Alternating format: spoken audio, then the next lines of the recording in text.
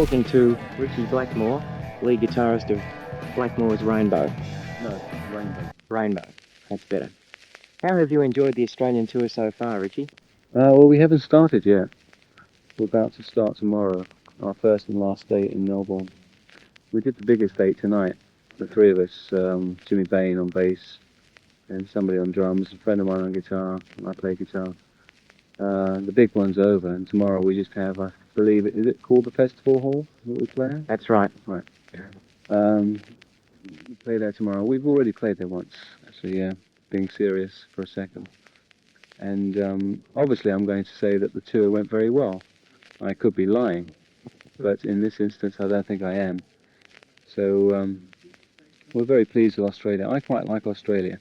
Once the initial stages of jet lag are gone, because it's so far to come. It's 22 hours, and that was coming from Los Angeles.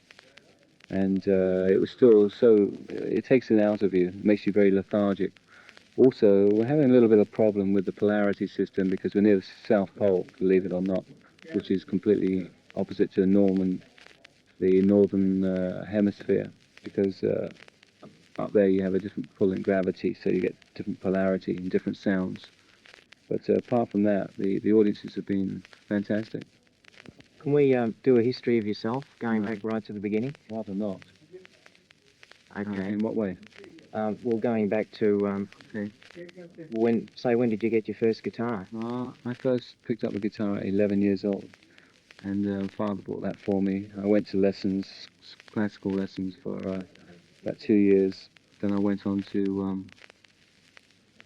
studying under Jimmy Sullivan, who's a guitarist who used to play with Tom Jones, very good friend of mine, brilliant guitarist, not recognised very much.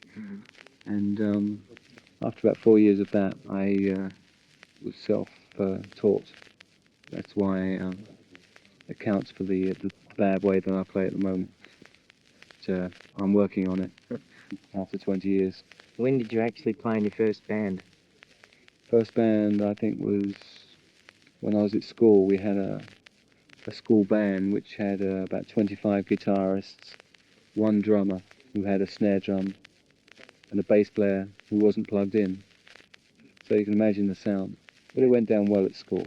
Well, what about after that? What was your first major band? My first major band would be, I suppose, Screaming Lord Sutch and the Savages. I learnt a lot of professionalism from him.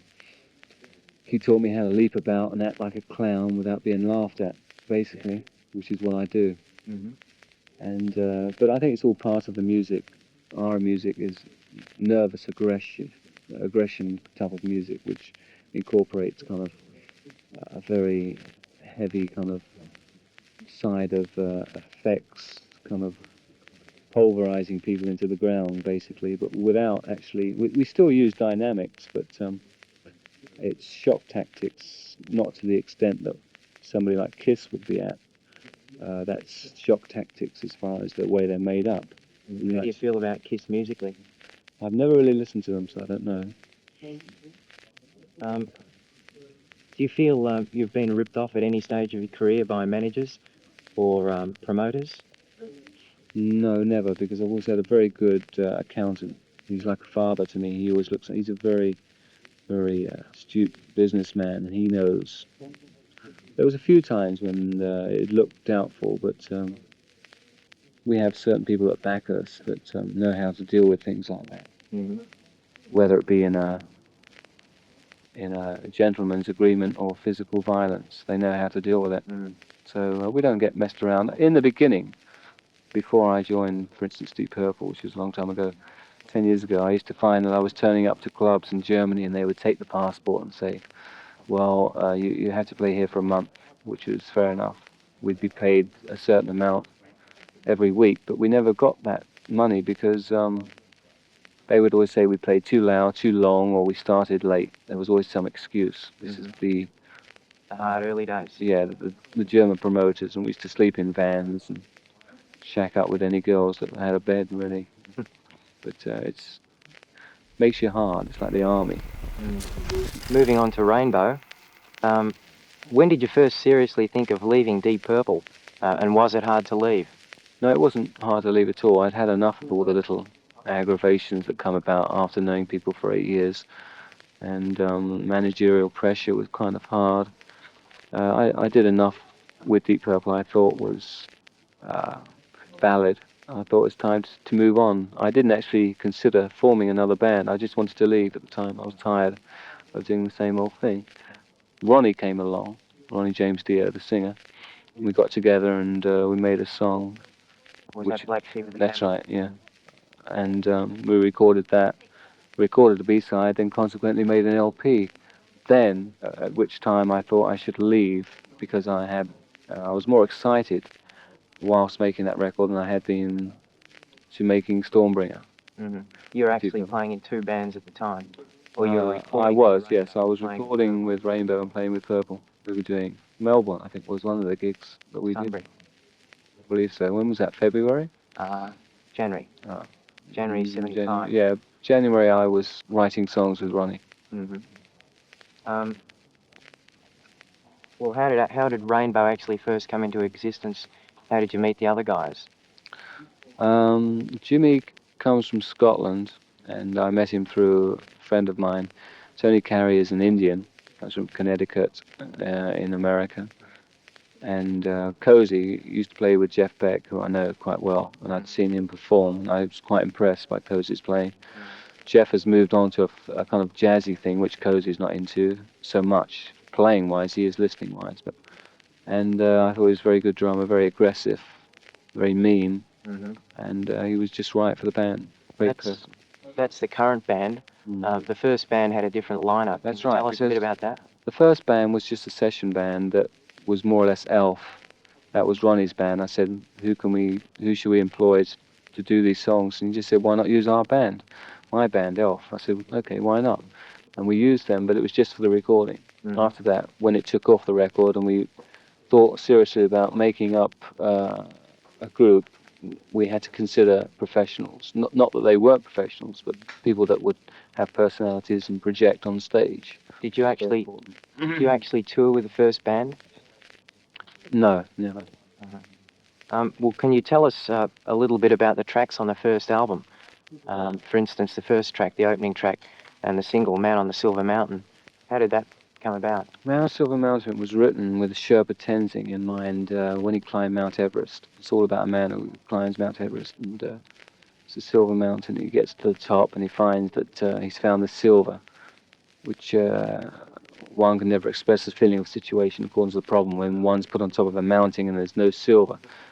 But he had actually found silver, and it's kind of, in retrospect, it's kind of a vague, abstract way of saying that life in its barest form would be seen from the top of a mountain. And this is why we wrote the song, because Ronnie was very much into that, and which, in finding the silver, he saw the rainbow. This is why the rainbow is involved too. And Man of Silver Mountain was written around Cadbury's chocolate bars, basically. I noticed with Stormbringer and the first Rainbow album, you seemed as though you were going through a more soft and melodic phase. Yes. For instance, Soldier of Fortune, Temple of the King, Yeah. and Catch the Rainbow. Yeah. Can you tell us a bit about this stage? And Yes, it was just a normal stage that everybody goes through. I like extremes. My extremes in music are rock, progressive rock to medieval Baroque music, which I love. I listen to the Baroque music, medieval modes and progressions and pageantry music, but I play rock and roll. I like the extremes. I don't like the in-betweens like jazz and soul, funk. Doesn't interest me, doesn't move me, doesn't grab me at all. Do you think that this funk and disco revolution is going to inhibit heavy rock bands in the future? It seems to be sort of taking over in popularity. Well, people have been saying that for the last 4 years. It's certainly very popular, but it's only popular to people that are tone deaf and just want to bash their feet up and down in discotheque. But when it all boils down to it, if you put them in a room and say, right, listen to this or this, I think they will go for melodic music rather than just a thumping drum beat. Can you tell us a bit about how you actually wrote Catch the Rainbow? Catch the Rainbow was written around a kind of progression which was mentioned earlier, Little Wing, by Jimi Hendrix. It had that sort of vein running through it, but it wasn't modelled on that, but it had that. But it must have been subconscious at the time, which came out. This is one of your feature songs on stage. Yeah, I like playing it because it's very, very quiet. It's a very emotional, personal song that you have to feel really good to play it. Otherwise, you can make yourself feel very bad. You can be very embarrassing if you don't play it very well, because there's no noise and heavy metal banging going on to cover up. It's a very, very soft song, simple. Temple of the King was another acoustic track, similar in veins as to Soldier of Fortune. Yeah, Temple of the King was taken from a yoga program I used to watch in Los Angeles. I don't do yoga, but I was just watching it. It was very relaxing, and one of the themes to the show was very similar to Temple of the King, the riff. And I just had the riff and the progression. I gave it to Ronnie, and he put the words to it, which is what we usually do, but not always. Did you actually write the Black Sheep of the Family? Was that your idea? No, it was written by some guy called Steve something or other. He's not a well-known writer. It's just a song I like very much. And I did it with Ronnie because Purple didn't particularly want to record it. They like to record their own songs, whether it be because they like to be included on writing artists, I'm not sure. But I liked the song very much. I just wanted to record a single, Black Sheep of the Family, which we did, and I liked it very much. Was it put out as a single? No, because we had so many other better songs after that. It was really a one-off, which turned into an LP. You've got a classic type song on that first album, 16th Century Greensleeves, and you have the words on the cover. Can you tell us a bit about this track? It's a written. I live near Windsor Castle, and I'm very much into the Renaissance period, and it's written with Henry VIII in mind, about being locked up in a castle and blah blah blah. And Greensleeves is the theme, because Greensleeves being probably my favourite tune ever written, which was written 500 years ago by Henry VIII, of which not many people believe, but it's true. Or it was written by one of his court jesters and his head was cut off and he took the writing royalties, but it came from that court, the people of Henry VIII, and they put it down to Henry VIII because he was a very accomplished musician. And it all follows that I believe also in reincarnation.